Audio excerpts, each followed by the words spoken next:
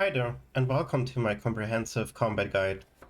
So this guide will be structured in 3 different parts, which means there will be actually 3 separate videos on this. This will be the first part, and the first part will be about offense. Keep in mind, by comprehensive, I mean this goes from everything from very simple things to more advanced techniques. So keep in mind, if you watch this and you already play the game for a while, you might not be interested in some of these things, but some of these things might still be interesting to you.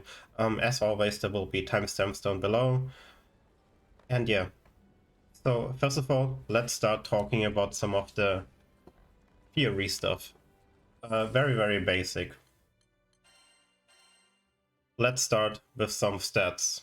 So first of all, every character has an element. If you don't know element, the only thing it really does is that when you hit an enemy that is weak to your element, you will do increased damage. It is indicated by orange damage numbers, and you will do 20% increased damage. So certain characters actually have skills that can be multiple elements. As you can see with Io, she actually has elements in a lot of her attacks that are different from her basic element, which is light. Generally, you don't have to care too much about it.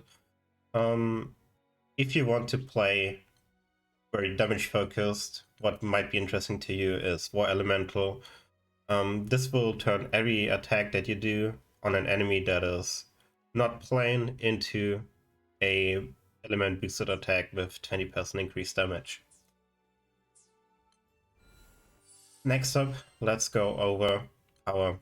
The power rating down in the bottom left corner, as you can see, it's actually not too meaningful.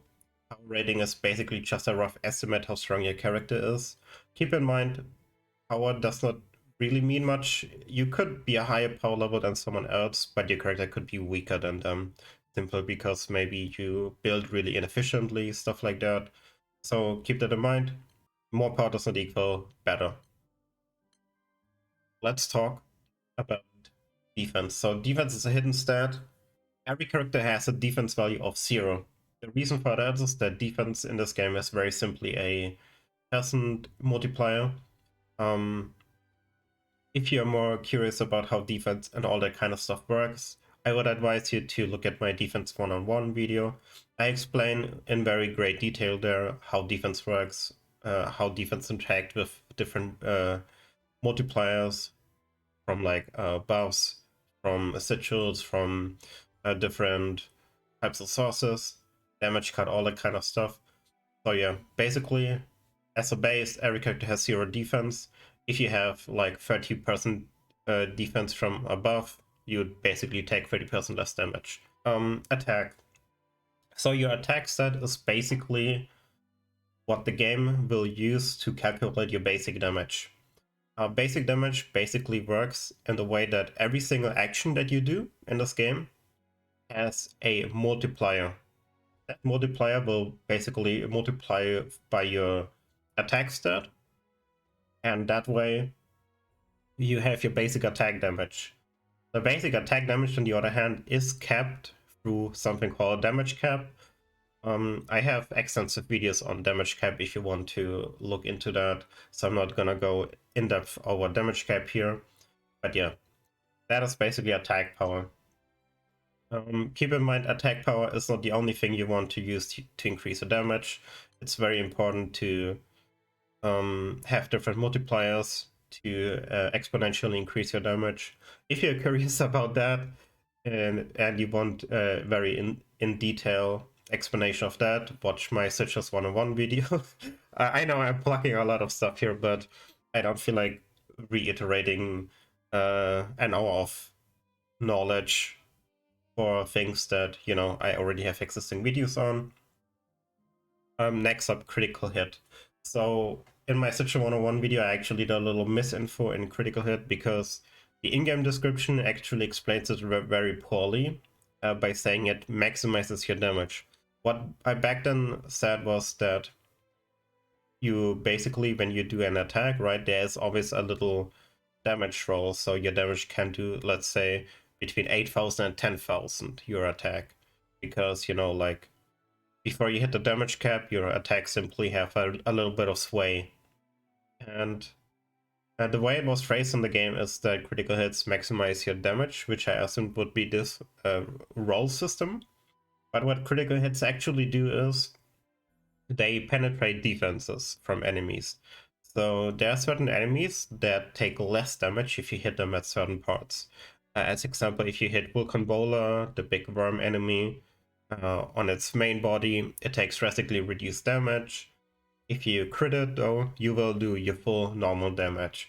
So in that sense, critical attacks are very important because they basically let you bypass some of the defenses that some body parts have. Additionally, the base multiplier of crits is 20%, so if you crit without like having any masteries or critical damage masteries, anything like that, your crits will do 1.2 damage. Next up, we have stun power. Stun power basically, when you attack an enemy, you have something called a stun gauge. It's a little blue gauge, right? I've seen a lot of people not really knowing exactly what that is. The stun gauge basically fills up as you attack, right? If your stun power is higher, it fills up quicker.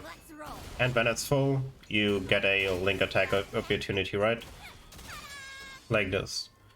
So these are all of the main stats, you could say. But there's one more stat that I want to talk about. You don't really see it because it's another invisible thing, but there's something called a comp counter. This is only interesting if you have combo booster or something else that has a similar effect. So if you don't know combo booster, it increases your damage with your hits, right? And that is basically where your invisible chain combo comes in. So your chain combo, it lasts for 2.5 seconds, which means if you don't attack for 2.5 seconds, your combo counter will reset. And for every 5 hits that you have in your combo counter, your damage increases by 10%. Now, how does this work with combo booster? As you can see here, the multiplier gets higher, right? So how does that work? Basically, having a higher level of combo booster does not mean that the individual steps that you get from combo boosters increase. It only increases the ceiling of your combo. So let's say you have combo booster level 1 only. That means after 5 combo, your damage will be maxed out. If you have combo booster level 3, 22%, after 10 hits, you would be at 20% bonus. And if you get 15 hits, you would be at 22%. So if you take it all the way, right? If you had level 30, the 100% boost, you would get it after 50 hits. So that is how combo booster works. And now that we've talked about these things, we can actually go over the actual combat. So we're gonna start very simple. I want to talk about basic attacks. If you do not know, every single character has a detailed information about their basic combos.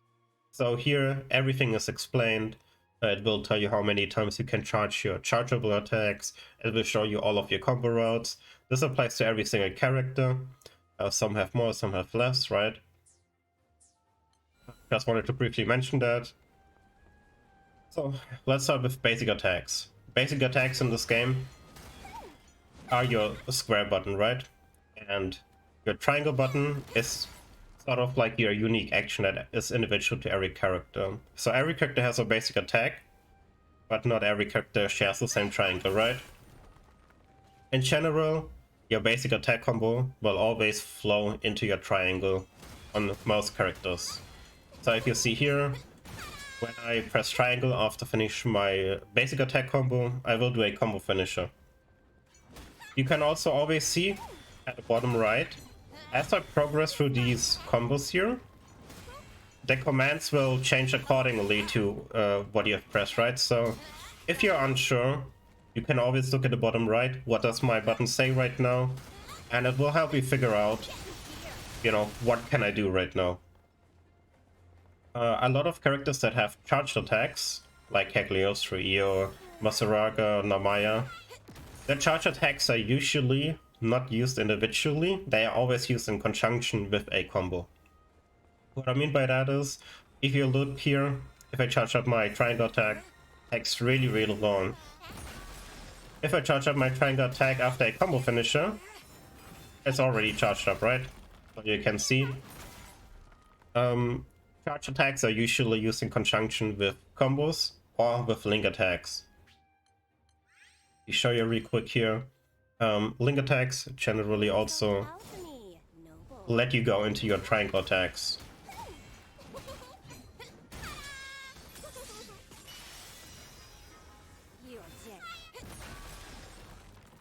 So these are with the very basic combo actions. Let's go into animation cancelling, because animation cancelling is a really big part of combat in this game. There are 3 ways to animation cancel in this game. We can animation cancel by dodging. You can cancel with skills. So if you look here, if I were to press buttons here, right, there's nothing. You see how long it took until I could start again? But if I do the same here and then just go into a skill, I can immediately follow up, right? The same is also with dodges, so I don't have to wait until my animation is finished. And lastly, we also have SBA cancelling. So SBA cancelling is a little situational, just like skill cancelling, because skill and SBAing is not possible during every animation. But you can easily see that if you see me use a skill here. My SBA is grayed out for a moment. That means I cannot cancel these animations with my SBA. But what I can cancel is my normal combo. So you see here, I go directly into SBA.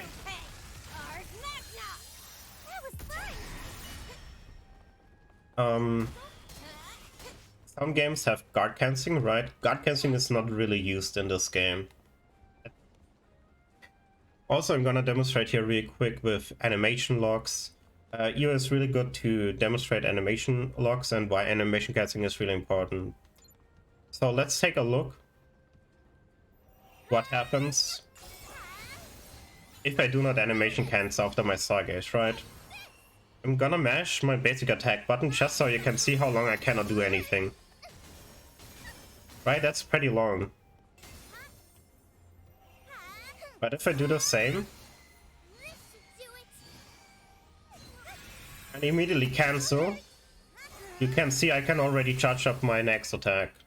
So in that regard, it's really important. At the same time, you have to be careful that you do not cancel your animations too early, because then they might not come through. You see, if I start casting Flurry 7 here, and I immediately go into a dodge, right?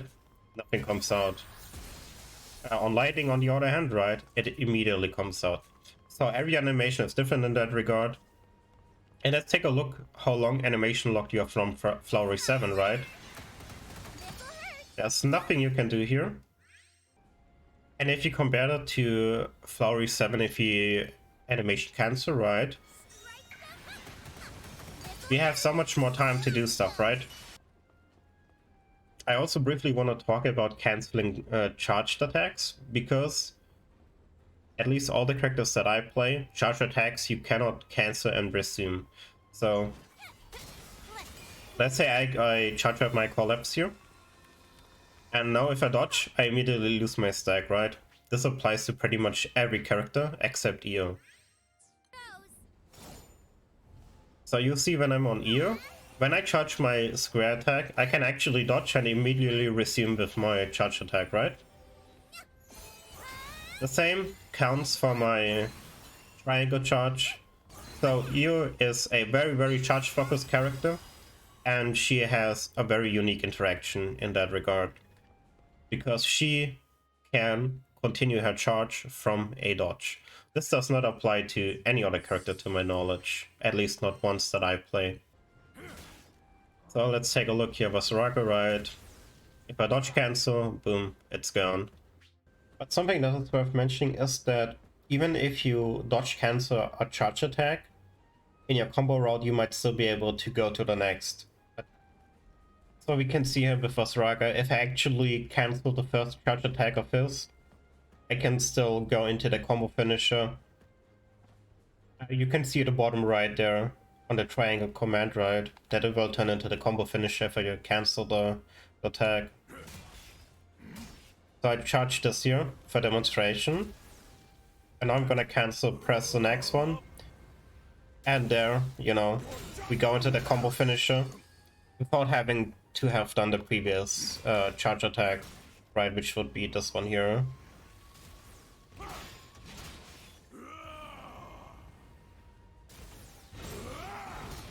So this would be how the combo would be normally, right? Of course, talking about basic attacks, we have to talk about perfect timing inputs. So I don't actually play any character with perfect timing inputs. But basically, what you want to do is, you just kind of have to experiment, because you'll see, if you just use your combo like this, right? If you just smash it, you see there's like nothing really happening, right? But if you time your inputs, you see how this little effect here is.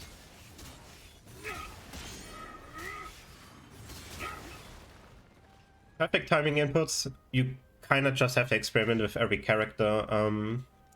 I don't know how many characters there are. There's Rakam, Gandagos, Siegfried, Zeta. I'm not sure who else might have some. It's basically just a thing that you have to practice. Every single character has very noticeable audio and visual cues when you do a perfect timing, so you just have to play a bit. I mean, if I can do it, then I'm sure you can do it, because I do not play Siegfried. There's also a very interesting thing. You can actually also dodge cancel with perfect timing.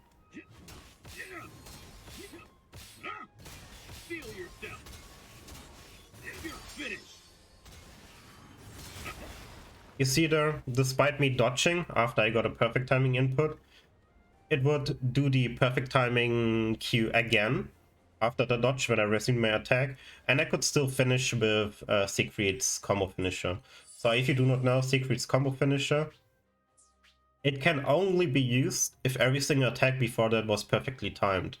So keep that in mind. You always want to use dodges. Dodges are really, really effective in this game. They do not really interrupt your combat flow much unless you do like very, very specific DPS rotations or stuff like jump attacking. But in general, dodges are very strong and they do not interrupt your comboing. Next up, let's talk about link attacks. Link attacks, they might seem very simple at first, but there's also some things that you can do to improve your gameplay. A lot of people just smash the link attack as soon as it pops up. You don't really want to do that. So when a link attack pops, you will see there's actually a brief time where the link attack prompt stays, right? In this time you can actually do other things, so you should not just immediately mash the button, because the blue gauge, right, that we fill, that is called the stun gauge. And what the stun gauge does is, it disables the enemy from doing anything. And the interesting part there is that when the enemy is disabled and you use a link attack later, they will actually get into their animation of being like CC'd later, right? So you basically extend the CC duration. Okay, and here I just want to briefly showcase with delayed link attacks how you can kind of prolong the animation where the enemy cannot do anything. The problem with the training dummy is, right, that it does not really do anything by itself, so it was a little bit harder to see if it actually does something. So we're gonna use this here.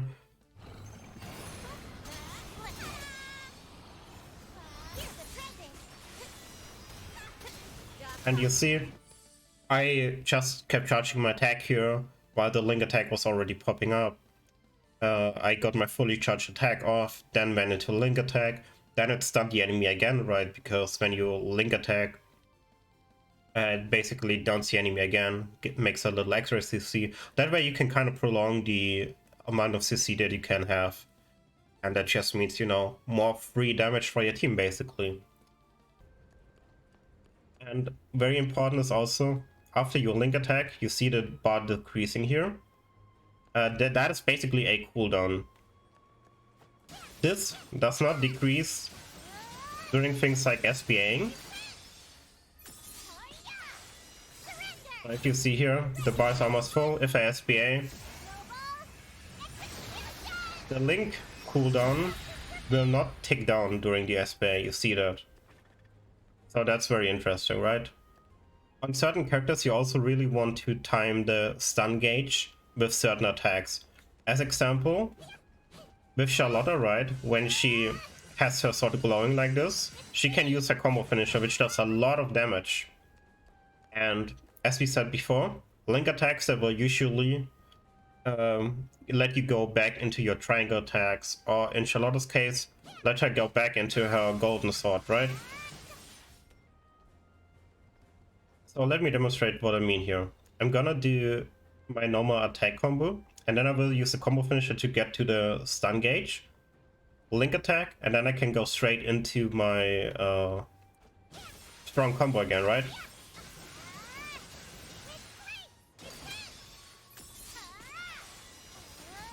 You see, I'm immediately back at my golden sword attacks, right?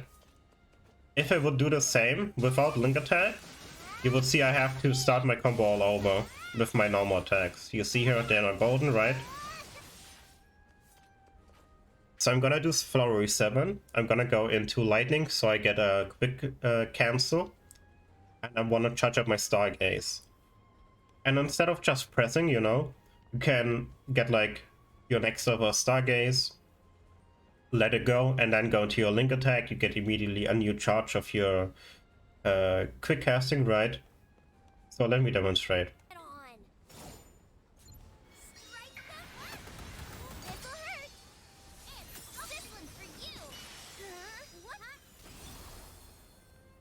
You see what I mean? Basically, use the time that the enemy is stunned to get out other abilities, maximize your actions, because after link attacks you usually always get like some form of benefit, like Ear gets the ability to quick charge your Stargaze, other characters can go back into their combo routes, right? So try to use combo finishers, charge attacks, all that kind of stuff, and then immediately cancel into a link attack, because that way you just get more value in general. So let's talk very briefly for SBAs. I'm not gonna go in depth into SBAs, same with link attacks, because I will actually do a dedicated section for link attacks in SBA in the third part of the video. But here I want to briefly go over SBA Gauge, how to build it up, right? And I also want to showcase SBA invulnerability and the time freeze. So we're gonna look for these. In general, characters build SBA roughly the same rate, so having multiple quick attacks is actually not better for building SBA than having like a strong attack that is like really slow, because the game kind of proportionally increases the amount of SBA gain for slower the attack is. So there are some exceptions to that. Certain characters have attacks that function not as intended, I would say, where they build up more SBA than they should. As example with Cagliostro, on big enemies, the spike combo is really insane, right? Because it builds up a lot of SBA.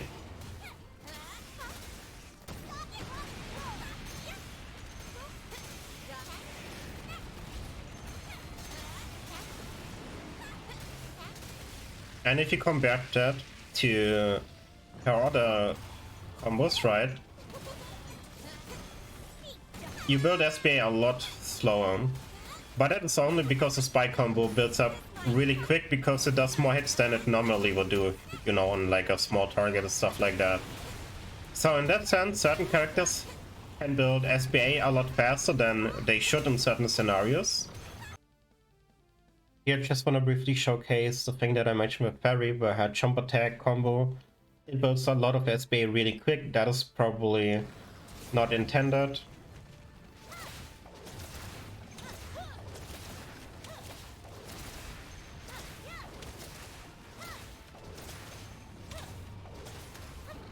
Right, so you can see Ferry builds up her SBA really fast.